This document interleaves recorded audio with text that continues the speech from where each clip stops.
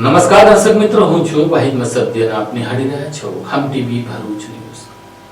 હવે નિહાળીશું આજના મુખ્ય સમાચારો. અંકલેશ્વર જીઆઈડીસીના નોટિફાઈડ રાણાક વિસ્તારમાં રખડતા ઢોરોના આતંકમાં આજે બે આંખલા યુદ્ધે ચડતા એક મહિલાને અડફેટે લેતા મહિલાના શરીરે ગંભીર ઇજા પહોંચી હતી. આ આંખલા યુદ્ધને લઈને લોકોનો જીવ તાળવે ચોંટ્યો હતો.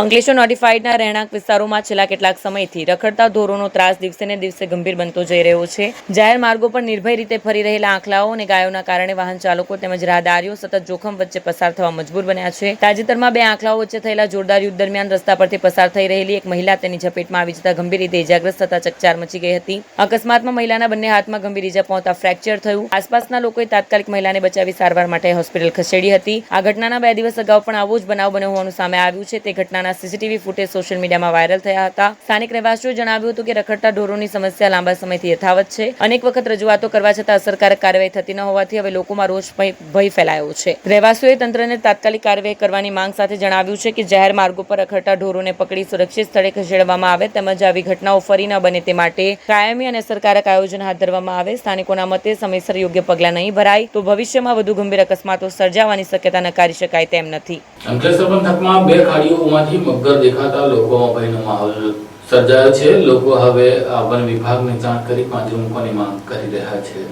અંકલેશ્વર શહેર અને આસપાસના વિસ્તારમાં રવિવારે બે અલગ અલગ સ્થળોએ મગર દેખાતા લોકોમાં ભય અને કુતૂહલનું વાતાવરણ સર્જાયું. પ્રથમ ઘટનામાં ભરૂચ અંકલેશ્વર માર્ગ ઉપર ભૂત મામાની ડેરી નજીક મગર દેખાતા મોટી સંખ્યામાં લોકોના ટોળા ઉમટી પડ્યા. ભીડને કારણે થોડા સમય માટે વાહન વ્યવહાર પ્રભાવિત થયો. મગરને સુરક્ષિત રીતે પકડી તેના કુદરતી નિવાસસ્થાનમાં છોડવા માટે રેસ્ક્યુ કામગીરી હાથ ધરવામાં આવી. બીજી તરફ ઘટનામાં અંકલેશ્વરના ઉમરવાડા રોડ પર કબ્રસ્તાન પાછળ આમલા ખાડી નજીક આવેલા તળાવમાં મગર જોવા મળતા સ્થાનિક પશુપાલકોમાં ભય ફેલાયો. પશુ ચરાવવા ગયેલા પશુપાલકોએ તળાવના કિનારે મગરને જોતા પોતાના પશુઓને તાત્કાલિક ત્યાંથી દૂર ખસેડી દીધા. સ્થાનિકોએ વન વિભાગ દ્વારા તાત્કાલિક પાંજરું મૂકી મગરને પકડી સુરક્ષિત સ્થળે ખસેડવાની માંગ કરી છે. તાજેતરમાં વરસાદ બાદ નદી, ખાડી અને જળાશયોમાં પાણીનું પ્રમાણ વધતા અંકલેશ્વર વિસ્તારમાં મગર દેખાવાની ઘટનાઓમાં વધારો નોંધાઈ રહ્યો છે. તેથી વન વિભાગે લોકોને સતર્ક રહેવા અને મગર દેખાય તો તાત્કાલિક તંત્રને જાણ કરવાની અપીલ કરી છે.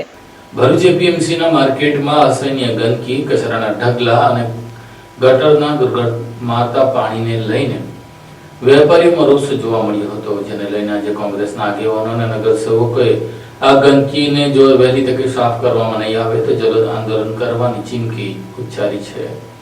ભરૂચ એપીએમસી માર્કેટમાં દિવસે દિવસે વધી રહેલી ગંદકી, કચરાના ઢગલા અને ગટરના પાણીના ભરાવાથી વેપારીઓ અને ખરીદદારો ત્રસ્ત બન્યા છે. જનતાના આરોગ્ય સાથે ચેડા થઈ રહ્યા હોવાના વિરોધમાં આજે ભરૂચ શહેર કોંગ્રેસ સમિતિના પ્રમુખ સલીમ અમદાવાદી અને ચૂંટાયેલા નગરપાલિકા સદસ્યો જુબેર પટેલ દ્વારા એપીએમસી માર્કેટની મુલાકાત લઈ સ્થિતિનું નિરીક્ષણ કરવામાં આવ્યું. મુલાકાત દરમિયાન જોવા મળ્યું કે માર્કેટના રસ્તાઓ પર કચરો, શાકભાજીના સડેલા ઢગલા અને ગંદુ પાણી ભરાયેલું છે. સ્વચ્છતા માટે કોઈ વ્યવસ્થા ન હોવાથી મચ્છર અને રોગચાળો ફેલાવાનો ભય સર્જાયો છે. વેપારીઓએ પણ વારંવાર રજૂઆતો કરી હોવા છતાં એપીએમસીના વહીવટીતંત્ર દ્વારા કોઈ નક્કર પગલાં લેવામાં આવ્યા નથી તેવી રાવ વ્યક્ત કરી હતી. આ સંજોગોમાં શહેર કોંગ્રેસ પ્રમુખ અને ચૂંટાયેલા સભ્યો દ્વારા એપીએમસીના વહીવટીતંત્રને તાત્કાલિક ગંદકીનો નિકાલ કરવા અને કાયમી સ્વચ્છતાની વ્યવસ્થા કરવા કડક ચીમકી આપવામાં આવી છે. જો 7 દિવસની અંદર ગંદકી સાફ નહીં કરવામાં આવે અને કાયમી ઉકેલ નહીં લાવવામાં આવે તો શહેર કોંગ્રેસ દ્વારા ઉગ્ર આંદોલન કરવામાં આવે તેવી ચેતવણી આપવામાં આવી હતી.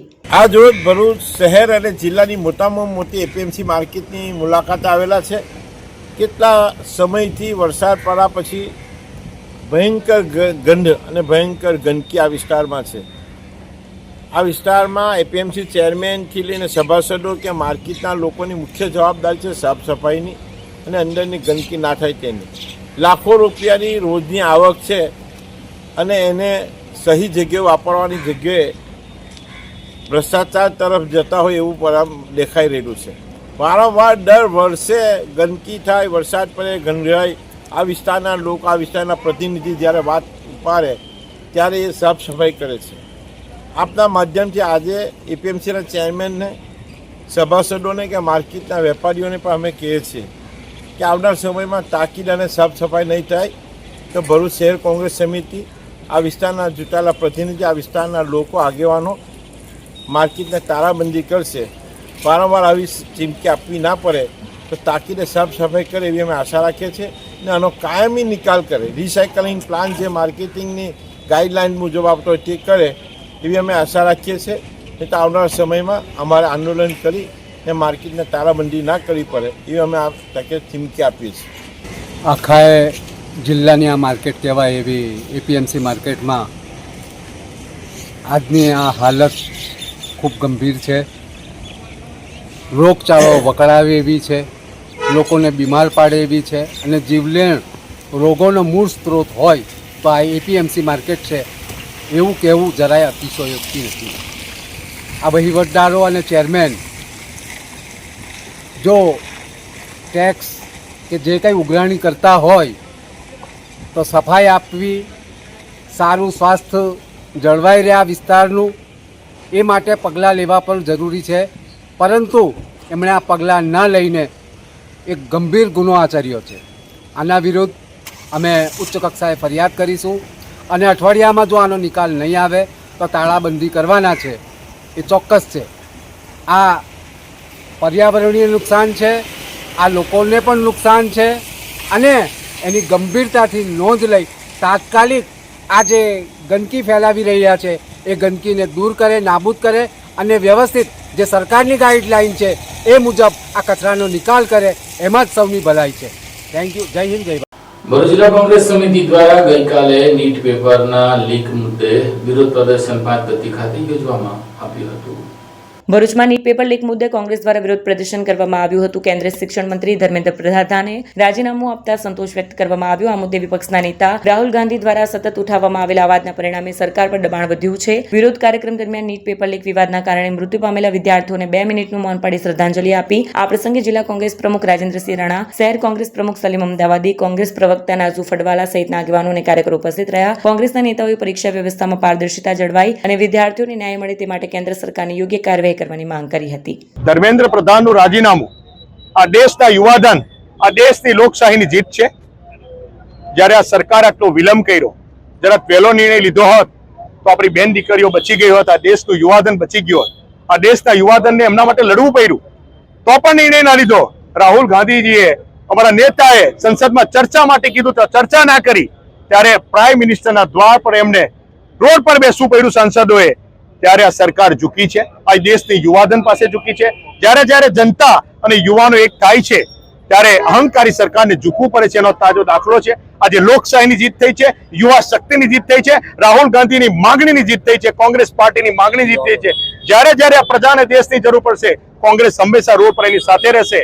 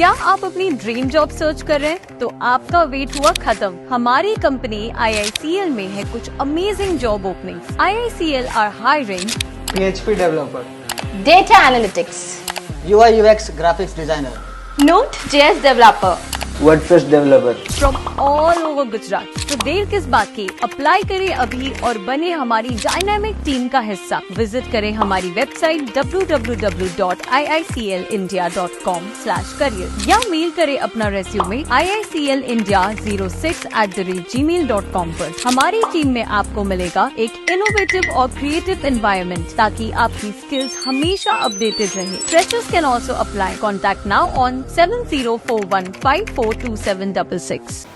અંકલેશ્વરની મન્નત બંગલો સોસાયટીમાં બ્લેક ઇબિસ પક્ષીનું સફળ રેસ્ક્યુ કરી તેને સલામત સ્થળે મુક્ત કરવામાં આવ્યું હતું.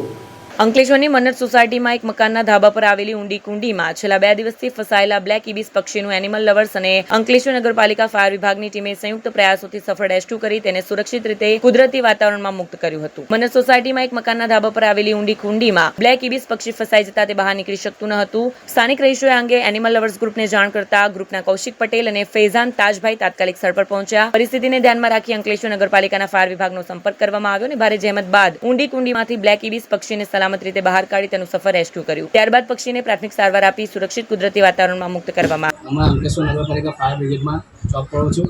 અમને કોલ મળ્યો હતો કે એક બર્ડનું રેસ્ક્યુ કરવાનું છે મન્નત સોસાયટીમાં. તો એમના એક માલિકના ઘરના છત પર એક કુંડી છે 15 ફૂટ જેવી, તેમાં બર્ડ અંદર ફસાયું છે. તો અમને કૌશિકભાઈ અને તાજભાઈ છે એમના કોલ આવ્યો, તે બદલ અમે ત્યાં આવ્યા અમારી રેસ્ક્યુ ટીમ લઈને. તે બદલ અમારા કૌશિકભાઈ છે તે અંદર સીડી મારફતે અંદર ઉતરા, બર્ડનું સહી સલામત રેસ્ક્યુ કર્યું અને થોડી ઘણી ઈજા થયેલી છે બર્ડને, તેને અમે ફાયર સ્ટેશન પર લઈ ગયા છે. થોડું એમને સહી સલામત કરીશું અને બાદ એમને પરત તેની જે જગ્યા છે એના પર પાછા મૂકી દઈશું.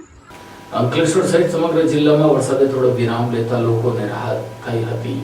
ભરૂચ જિલ્લામાં છેલ્લા 2 દિવસથી મેઘરાજાએ થોડો વિરામ લીધો હોવાથી ભારે વરસાદનું જોર ઘટ્યું છે. રવિવારે દિવસ દરમિયાન વાદળછાયું વાતાવરણ વચ્ચે જિલ્લામાં સરેરાશ 2.78 મિલીમીટર વરસાદ નોંધાયો. જોકે ભારતીય હવામાન વિભાગે આગામી 4 દિવસ દરમિયાન જિલ્લામાં ફરી ભારે વરસાદ પડવાની શક્યતા વ્યક્ત કરતા જિલ્લા વહીવટીતંત્ર અને ખેડૂતોને સાવચેતી રાખવા સૂચના આપવામાં આવી છે. જિલ્લાના વિવિધ તાલુકાઓમાં દિવસ દરમિયાન વરસાદની નોંધ કરવામાં આવી, જેમાં વાગરા તાલુકામાં સૌથી વધુ 9 મિલીમીટર, જંબુસરમાં 6 મિલીમીટર, આમોદમાં 4 મિલીમીટર, ઝઘડિયામાં 2 મિલીમીટર, અંકલેશ્વરમાં 2 મિલીમીટર તેમજ હાંસોડ તાલુકામાં 2 મિલીમીટર વરસાદ નોંધાયો હતો. વરસાદના કારણે જિલ્લામાં તાપમાનમાં પણ નોંધપાત્ર ઘટાડો નોંધાયો છે. દિવસ દરમિયાન મહત્તમ તાપમાન 28 ડિગ્રી સેલ્સિયસ જ્યારે લઘુત્તમ તાપમાન 26 ડિગ્રી સેલ્સિયસ આસપાસ નોંધાતા સમગ્ર જિલ્લામાં ઠંડક પ્રસરી ગઈ હતી. જિલ્લા વહીવટીતંત્રએ પણ નીચાણવાળા વિસ્તારોના રહેવાસીઓને સતર્ક રહેવા, હવામાન વિભાગની આગાહી પર નજર રાખવા અને જરૂરિયાત સિવાય નદી, ખાડી તથા પાણી ભરાયેલા વિસ્તારોમાં જવાનું ટાળવા અપીલ કરી છે. આગામી 4 દિવસ દરમિયાન વરસાદની સ્થિતિ પર સતત નજર રાખવામાં આવશે. અંકલેશ્વરમાં શ્રી સરદાર પટેલ સેવા સમાજ ટ્રસ્ટ દ્વારા મહારક્તદાન શિબિરનું આયોજન કરવામાં આવ્યું હતું. અંકલેશ્વરના શ્રી સરદાર પટેલ સેવા સમાજ ટ્રસ્ટ તથા આર્ટિફિશિયલ લાઇટિંગ સિસ્ટમ પ્રાઇવેટ લિમિટેડના સંયુક્ત ઉપક્રમે સ્વર્ગસ્થ વિઠ્ઠલભાઈ રાદડિયાની 7મી પુણ્યતિથિના અવસરે જીઆઈડીસી સ્થિત સરદાર ભવન ખાતે મહારક્તદાન શિબિરનું આયોજન કરવામાં આવ્યું. કાર્યક્રમમાં રાજ્યના પાણી પુરવઠા મંત્રી ઈશ્વરસિંહ પટેલ મુખ્ય અતિથિ તરીકે ઉપસ્થિત રહ્યા. તેમણે દીપ પ્રાગટ્ય કરી શિબિરનું ઉદ્ઘાટન કર્યું. આ પ્રસંગે કાર્યક્રમમાં ધારાસભ્ય જયેશ રાદડિયા, સમાજના આગેવાનો, ટ્રસ્ટના હોદ્દેદારો, વિવિધ સંસ્થાઓના પ્રતિનિધિઓ તથા મોટી સંખ્યામાં યુવાનો અને સ્વૈચ્છિક રક્તદાતાઓ હાજર રહ્યા. ઉપસ્થિત રક્તદાતાઓએ ઉત્સાહપૂર્વક રક્તદાન કરી માનવ સેવાનું ઉત્તમ ઉદાહરણ પૂરું પાડ્યું હતું. અંકલેશ્વરના આંગણે સરદાર પટેલ સેવા સમાજ અંકલેશ્વર અને આઈડિયલ ગ્રુપ દ્વારા મારા પિતાશ્રી વિઠ્ઠલભાઈ રાદડિયાની 7મી વાર્ષિક પુણ્યતિથિએ મહારક્તદાન કેમ્પનું ભવ્ય આયોજન કર્યું છે. આયોજક મિત્રોને હૃદયપૂર્વક અભિનંદન આપું છું અને મને ગૌરવ છે કે 7મી પુણ્યતિથિએ સમગ્ર ગુજરાતમાં 160થી વધુ સ્થાનો ઉપર સેવાકીય પ્રવૃત્તિના કાર્યો ચાલી રહ્યા છે.